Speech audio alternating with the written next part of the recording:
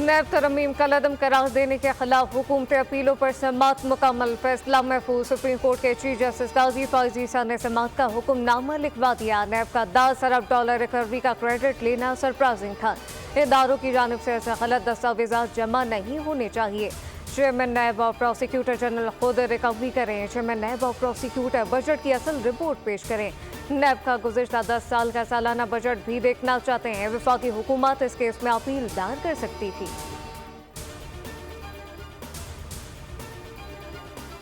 नैब तरमीम केस में बानी पीटीआई की वीडियो पेशी। बानी पीटीआई ने दलाल में कहा, नैब हमारे दौर में भी हमारे मातहत नहीं था। हुकूमत और अपोजिशन में चेयरमैन नैब पर इत्तफाक नहीं होता तो फिर थर्ड एम्पायर तैनात करता है। नैब इसके बाद थर्ड एम्पायर के मातहत ही रहता है। मैं कहता हूँ कि नैब का चेयरमैन सुप्रीम कोर्ट ही तैनात करे। आपने लिखा कि मैंने गुज़िश्ता समाअत पर सियासी पॉइंट स्कोरिंग की।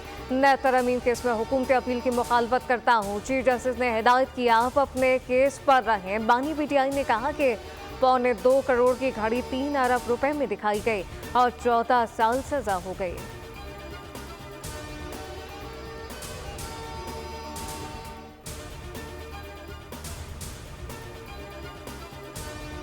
मुल्क में खास के लिए कुछ, आम अफराद के लिए कुछ और कानून है। सेनेटर फैसल वाड्रा का ट्वीट लिखा कि अदालती निज़ाम के जिस मसले की निशानदही कर रहा हूँ वो यहाँ के दौरे कानून है।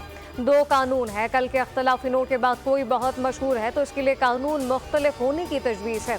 मुल्क का कोई मशहूर गुलकार कत्ल के जुर्म में मुलविस हो तो क्या इसे अकेले कानून अलग होगा? इस गुलकार से आम कातिल की तरह कानूनी सलूक होगा। सेनेटर फैसल वाड्रा ने मजीद कहा कि हम जब तक हस्ब ज़रूरत 6 को 9 और 9 को 6 करना नहीं छोड़ेंगे, पाकिस्तान आगे नहीं बढ़ेगा।